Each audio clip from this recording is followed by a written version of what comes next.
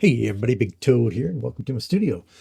Today we're going to work on this painting of a tree next to a beautiful pond with a nice backdrop of some distant golden trees and a kind of a cloudy sky. This painting, just like my last video, is actually based on a sketch I did. As I mentioned in my last video, I find it very relaxing just to get a sketch pad and a pencil and just start sketching it out. And when I was done, I had this, and I just decided, you know what, I'm going to paint this.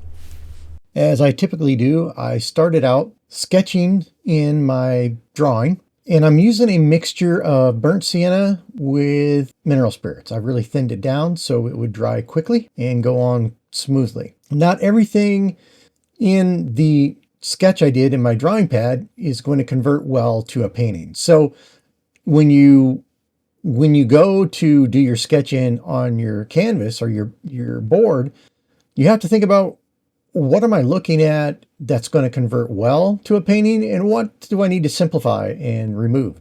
And even though I'm basing it off of a sketch I did, I still have that same issue. I still have to make those decisions. So I'm changing the tree a little bit, making the tree easier to paint.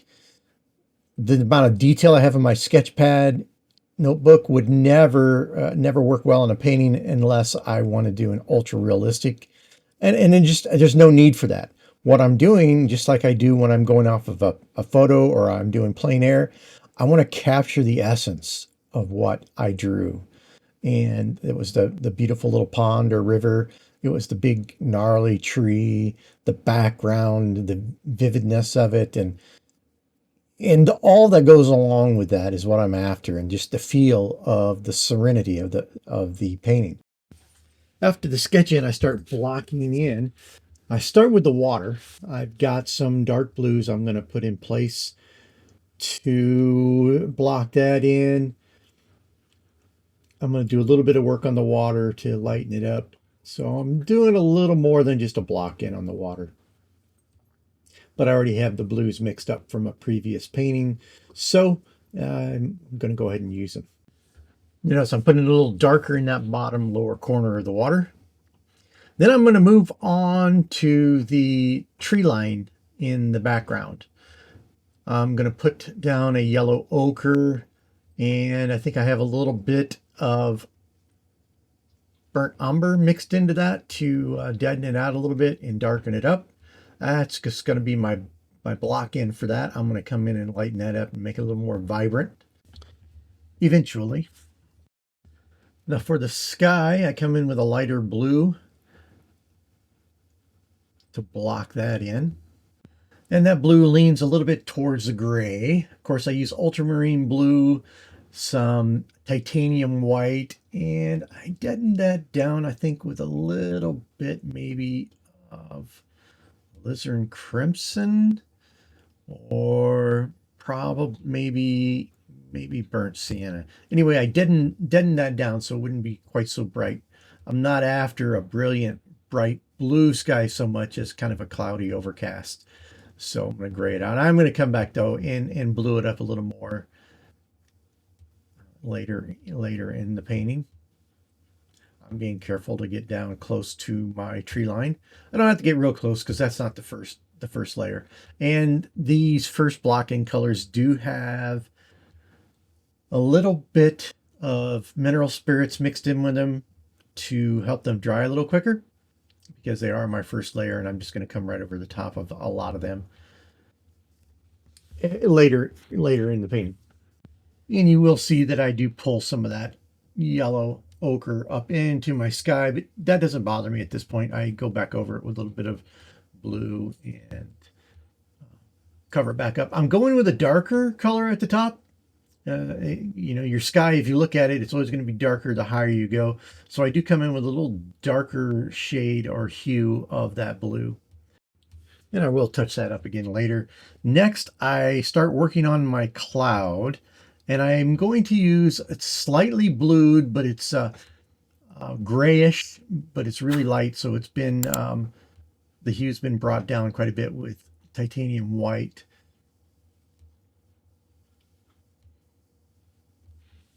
And you'll notice too, as I go into this cloud, I do get a little bit of the yellow ochre in it and maybe a little bit of some other colors. And that's fine. That doesn't bother me to get a little bit of that color up there. It's not my final coat for the cloud, and I will go back over it. But even if a little bit of it shows through, it just I think, bringing that up into the clouds, you'll see if you go back and look at the masters, not that I'm a master of any sort, but you will see that they do bring the ground color up into the clouds sometimes. Now I'm going to put in my dark colors on the dark side of the tree, and that is the burnt sienna with ultramarine blue for the dark. And then I go in with a lightened version of that and brought in some titanium white in that brown. It's actually a dark, really dark, rich brown when you mix ultramarine blue and titanium white. So I lighten that up a little bit with some titanium white and make a lighter brown to finish off the other side of my tree. It's kind of a block in. I'm not going to go in with all the detail for that tree at this point. You can't, I don't need to worry about the small branches. I'll do that later. I darken in that bottom lower right corner. I like to have that dark so it pushes your eye upwards into the painting.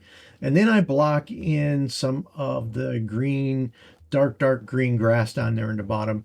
And I move that up into the trees, and I'm going to, for the leaves, and I'm going to put a dark green for a base color on the shaded side of the bushes, and the trees and their leaves. And I come back in again and do a little bit more work on my tree with some branches, darkening it out places underneath where the sun doesn't hit it quite so well. And later I will come in with a rigger and add some small limbs to the tree. Still just blocking in the tree at this point. Next, I will come with a richer yellow, a brighter yellow that's leaning very heavily towards the cad yellow light that I have there. And it's not straight cad yellow light. I did deaden it down a little bit, I think, with the brown color that I had mixed up for the darks and then I'm going to go ahead and bring in a lighter green to block in the sunny side of my foliage in my trees. And that finishes my block in for the most part. I do have a couple little rocks and the smaller tree trunk to do. All right, now I'm going to start working on the background trees. And that brighter orangish color is cad yellow medium mixed into that yellow ochre. And the lighter yellow is cad yellow light mixed in with that yellow ochre mix I used. And I'm going to use those to create the darks and the shadows and the lights. So obviously the cad yellow light will create the light side, and the cad yellow medium will be the shaded side. And so I'll be able to break those colors up so I don't have a solid color back there. I'm going to leave it a little darker on the bottom of the trees. That will be where more shadow, less light gets down to the bottom of those thick trees. So that's going to make a nice bright background to play my midground off of. And that will create some nice contrast in my painting. So again, just like my last painting, I'm showing you here how the really vibrant high chroma colors of that midground or that background I'm creating is not the focal point, but it emphasizes the focal point of the mid and the foreground darker colors I'm using by way of the contrast. I'm going to do a little bit more work on the cloud now, bringing in a little lighter titanium white mixture with a little bit of blue. And you'll see I do pick up a little bit of the orangey colors and the cad yellow colors into the clouds. I'm not concerned about that. It's okay to have some of that get up into my cloud. And I'm not done quite with the cloud at this point, so I will come back in and do some more work. But I just needed to create that contrast in the sky to help me balance out my painting. I just felt like I needed to do that at this point. And with working on the cloud and making that a little more white, it really draws attention that I do need to bring in a little higher chroma on my sky. So a little higher chroma blue was a little too grayed out, and especially with the higher contrast tree line that I put in there, I needed to have a little bit more sunlight in my painting in order to create that contrast. It was just a logical next move was to bring a higher chroma blue in for that purpose. Being careful around my trees that I've already painted in, the high contrast background trees, but I do want to put some, create some blue for some sky holes there. Do a little touch-up work on my high contrast trees in the background. Put some more sunlight in them. Then I bounce over to the big tree and add some more browns into that. Start adding shape to it and color. It's good to bounce around your painting. You don't have to stay in one spot. And I'm going to use that same brown now to put in the trunk of that tree in the midground. I can't put in all the detail at this point. I'm just going to bring in the larger branches, and I'll come back in with a rigger later and add in some finer detail to that trunk. But I do go ahead and put the dark side of the trunk in as best I can with my little small flat brush I'm using. Then I bounce back to my background trees. And here's the reason why bouncing around your painting is good. Because we tend to overwork our paintings. And if we stay in one spot and just get so focused in that one area, we overwork it. We need to stop more often and move along, because sometimes, and we'll find that we paint over the best painting we ever had.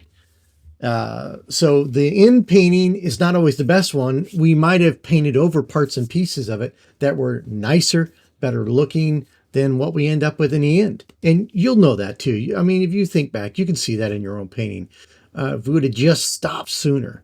And so bouncing around your painting helps you stop. You get into the habit of stopping before you feel like you're done by bouncing around.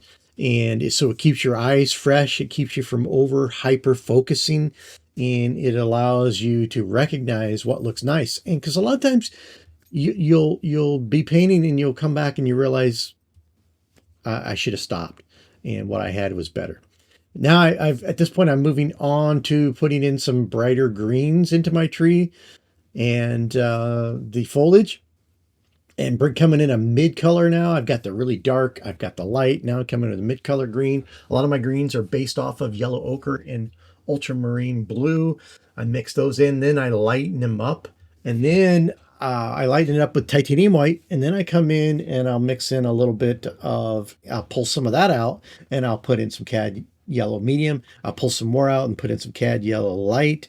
I'll pull some more out and bring in a little maybe burnt sienna to green, make that green go a little different color. I'll pull some more out and I'll bring in some burnt umber, and I can create various hues of greens to go in here. I don't even have my reference drawing any longer. I'm working the painting and filling in colors and adding leaves to these trees where I feel like the painting needs it. I don't want to get bogged down by my drawing. And that's what I'll do with a photo too. If I'm painting off a photo, I will set it aside long before now and go off of not what's in the photo any longer, but what's going to make my painting turn out the way I want it. What makes me feel good about my painting. I'm putting some dark greens in here with a little higher chroma than what I started with. This is going to be a higher chroma painting. Often what I do some dark paintings. This is higher chroma, bringing in some higher chroma light, a really light green I've made here to really bring in some sunlight. With a lot of the foliage put in for the primary tree here in the foreground and the secondary tree in the midground, I move on to the bark. And I've got several different colors of brown mixed up. Again, using ultramarine blue, burnt sienna to get a really deep, dark, rich color that I'm using in all the shadows. I lighten that down with titanium white. And then I begin to introduce some burnt umbers into those. I also introduce some burnt sienna, more burnt sienna heavier on those. I will come in with and I'm making an assortment of different hues of browns to work on this big tree, because that's really one of the focal areas is this big tree. So I want to really add shape to this tree using the various colors. And so I'm going to go heavy on some of the darker colors to create that shadow. And I'm going to put in some sunspots, some lighter colors where the sun's hitting it. And by using these colors, I create shape to the tree. And so it's not just a flat tree any longer as I work through this. I'm concentrating on the shape of my tree, where it's rounded, where the sun's going to hit it, how to shade that, how to break up big areas. I don't want giant areas of brown. So I'm thinking about my brush strokes. I'm thinking about the colors. I'm thinking about the shadows and the shape of the tree, where the root is, so I can create ridges that come up and separate where the root goes up higher off the tree and then comes down and breaks apart. So shape, I'm really focused on building out shape and creating the image of a 3D tree here on the painting. And this is a good time to point out that, you know, we have to be able to, as artists, as painters, go off the cuff and throw away our reference material and be able to shade and create shape.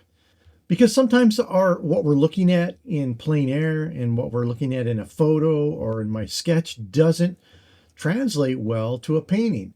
And the end result is we want the painting to look good.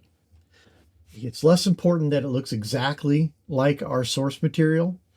It's more important that when we're done, we have a painting that we're proud of, that we like the way it looks, that communicates shape and contrast and shadow, and makes us, realize we're looking at a tree and not just a flat brown shape of a blob. And so I'm learning how to shade and learning how to create contour, learning how to break up these larger swaths of one color by using a broken color method, and being able to do that and not overly focusing on the source material. Sometimes the source material is our anchor. It keeps us from being creative. And being an artist is about creativity. So I took my rigger and I put in a lot of nice little detail, extra little branches, filling out that tree a little nicer. I'm using the very darkest brown I have, ultramarine blue and the burnt sienna mix. And I'm thinning it out a lot with my mineral spirits, so it flows off the rigger well and creates nice sharp lines. If you're not able to get sharp lines with your rigger, it's probably due to the paint being a little too thick. So you need to thin that down. Linseed oil, your mineral spirits, any other kind of paint thinner type product that you have that's your favorite. Use that and get it thin so that the paint will flow right off that rigger. Next, I move to the midground there beneath the little tree. I start by putting in some little higher chroma yellows, yellow cad light, yellow cad medium. I softened them up a little bit with some yellow ochre, so not quite as high a chroma, but they still gives me enough contrast with the furthest, those bright orange trees in the back. Bringing in some really light greens. These greens I'm using are the ones I use in the tree. I'm just incorporating them and kind of going impasto, so they're getting mixed as I put them down on the painting. Here is a higher contrast yellow, cad yellow medium that I'm putting here, a little darker yellow. And I'm moving that around. I'm creating contour to the land. And I know it's hard to see probably in the video right now, but it is a higher chroma. It's going to stand out more and more as I put in more greens and create more ground cover. See, I'm mixing, like I said, impasto, so some of that's getting mixed right when I put it on the board, which gives a nice effect. And again, how you do that, you got to make sure your paint is creamy enough to come off of your brush so that it doesn't drag the color around below it.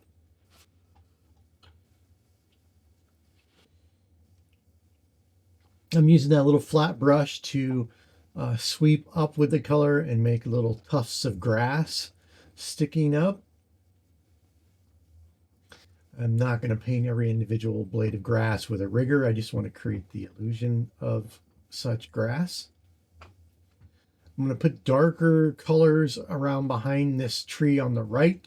I want to keep that side and that portion of the painting dark to push the eye back towards the center of the painting, to the tree and around. And if I have a bright spot over there on that side, it might pull your eye into it. So I want to darken that up quite a bit. So I'm not using any reference materials at this point at all. I am just creating the illusion of this mid-ground using the various colors of yellow I mixed up and thinking about what I want to do. This is not randomness. This is not me just randomly sticking colors down. I'm thinking about how I want to create the contour and what I want that contour to look like. I'm thinking about where I want the darker colors and to create the illusion of some shade and shadow, and where I want little ridges to come up in my painting. One of the things I do want to do is maintain some contrast between the mid and the background. I'm using the greens, the light green and dark green, putting the light green down first, and then some dark green to add some shadow to that and create some contour. So it feels like the hill is sloping down there, where I put that last bit of green that goes from up in the middle down to the left. Creating that depth of illusion by using the brighter colors and then coming in with a lighter color and then a darker color again, mixing up those colors to create layers within the grass. Seeing some opportunities to come in here with some lighter colors on the trunk of that little tree to give it more contour and shape. Mixing some nice darks in there as well as some lights. That higher chroma yellow there at the bottom, then come back in with a darker green. Again, you see I'm creating shape to that ground by how I'm angling those strips of darker green in there. So I'll be mixing those colors in to create shadow, to create depth, to create contour to the land. Going in with a little darker colors on the left edge of this mid-ground, putting in maybe a little brownish color for dirt showing through, so it's not solid grass everywhere. And you can see that I'm working from the top and coming down towards the water in that order. That allows me to layer it in there. So I put a color down, I drag up some grasses with my brush, and then I build on top of that and I keep layering downwards. I'm putting in some stones, some large stones, using the colors out of the sky. No reason to create new colors here. Don't create a new color if you can use an existing color to create the new object you're doing. So I'm going to put some stones in here. So I'm using some of the same colors I use in the water, some of the same colors I use in the sky, and that brings synergy to the painting. You don't want to introduce too many colors into your painting, or you're just going to be way too busy and it's going to distract from the painting itself. Not saying never introduce new colors, and you just see them be thoughtful of it. If an existing color works, go ahead and use it. I like to use the same colors in more than one place in my painting. So rocks typically are going to start with 3 colors. You got your dark, you got your medium, you got your light. Light being towards the sunlight or the light source, dark being away from it, and we create that depth on the rock. It's a good idea when doing rocks is use the 3 colors, like I said, dark, medium, and light. Put it in there and step away from it and move on to something else. You can always come back in and touch up the rock later. Rocks are easy to overwork, just like clouds are. I'm coming in with some darker colors around the back side of those rocks, putting a little brownish soil against the edge of the water line. Still continuing to work on contour of my mid-ground there, bringing in, again, alternating and bringing in lights and dark greens to create depth and movement and vitality in my painting. What you can't tell is I am taking moments to step back away from my painting, look at it, and see where I need to throw in some different color. I'm doing some painting out some sky holes so you can see through the foliage down low in that little bunch of trees. Now I'm working inside there. I still haven't on the right side of that tree on the far bank. I still haven't got that right yet. I keep fiddling with it and looking for what I need to do. I think I finally decided I need to wait until I do the darker colors on this side of the tree. And there I go. I'm starting to put in the dark colors here. I want to take your eye away from that. So I'm going to lose the edges there, lose some of the edges of those roots over there. That gives us a nice illusion and depth. And I move to the water and start putting in some reflection of the rocks there.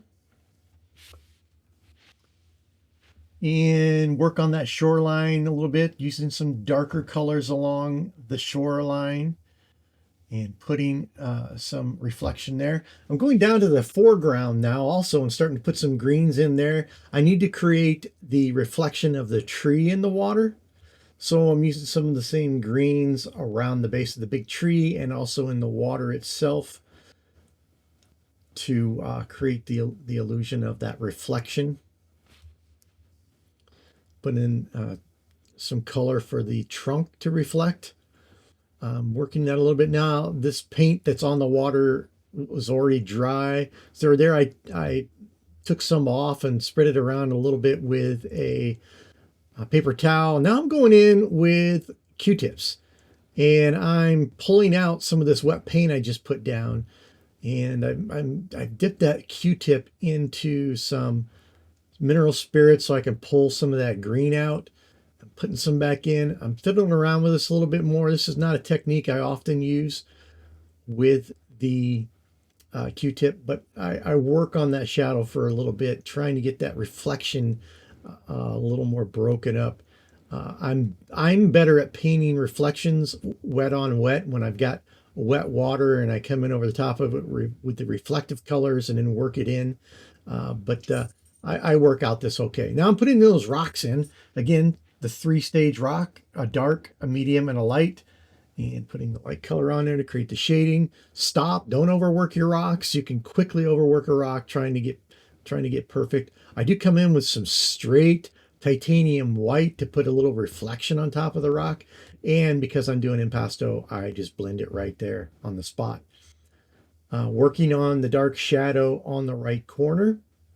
Using some dark green now as I pull the dark green out in a way. I want to keep the dark green as an edge on the bottom and around the back of that tree. You can still see, it's hard to tell in the photo, but you can still see some of the dark color that I started with, that dark brown made from the ultramarine blue and burnt sienna. Now I'm using some of the darker, paler greens here to create the illusion of grasses around. And these have to be darker because I want this nice and dark, but yet some rich color in there. So I'm working to create contour on the foreground. I'll start with some dark in this case. We're on the midground. I started with the light grass and worked forward, going darker. In this case, I'm going to do the opposite. I'm going to go with the dark grass. And then I'm going to come in and start lightening it up with some lighter colors in front of it. And it creates depth going the opposite direction where I was at before in the midground. Midground, I went the opposite way. I went light and made it dark. And this time I'm coming dark and making it light. Very similar techniques, just going backwards with my colors. I'm bringing in some cad yellow medium and I brought it straight out of the tube like that because I knew I was going to blend it on the board itself with the greens to help soften it up a little bit. So you can see when it first goes down, it's pretty bright, and then that green helps soften it up a little bit and bring the chroma down a little. Mixing some of that. I don't want to overwork it. I'm going to put some of that on the far shore and put a little reflection there as well. Now I get out my rigger brush using that ultramarine blue and burnt sienna color, and I start putting in these, what they are, so they're cattails. And I'm also using that rigger brush to put in some grasses along the shores here and there, trying to do some little delicate work. I don't want to overdo that delicate work, but it does add some depth and to your painting when you do that. So see me putting in front of the stone here in the foreground and working on the edge a little bit. See, when you put those grasses in front of those rocks and in front of that tree, I'm using that really dark color again in the very foreground to create depth to my painting. Now I come in with a lighter color and start putting the cattail heads on. I didn't get enough contrast with those two colors, so I keep layering it on there until I get a color. There we go. They're starting to stand out. Then I come in and fix those up, put some cattails over here, and I come in with the rigger brush and do some yellow grasses. I saved a lot of that rigger for now. I'm putting some nice contrasted, brilliant, high chroma green where the sun is. I wanted to bring out a little more sunlight in my trees. And it's a brighter painting, so I can afford to do that. Now I'm going to put in some extra little foliage, little patches of foliage in these trees to break up those whole areas there, using the same colors. And I'm coming over the top of some of my tree to give, again, depth and variety into the trees. So at this point, I sign my name, Big Toad, down there in the bottom, in the water over the reflection. But I do notice a couple things when I step back and look. I want to add some more shape and contour and color to my clouds. So I come in with titanium white, and I've got a slightly dirty brush but I dip right in and I bring, so that white is not pure, and I put it in there. So I'm getting some depth to it. I come in with a nice soft gray to put the dark on the bottom of the cloud. Bottoms of the clouds are often more gray and dark than the tops because of the shadow. The sun has to beat through the layers of the cloud. And so I add some contour and shape to that cloud. And I stick a little bird there flying around. Like to have bird. Well, that about wraps up this painting. I think it turned out nicely. It's got some nice depth, nice color. It really pops.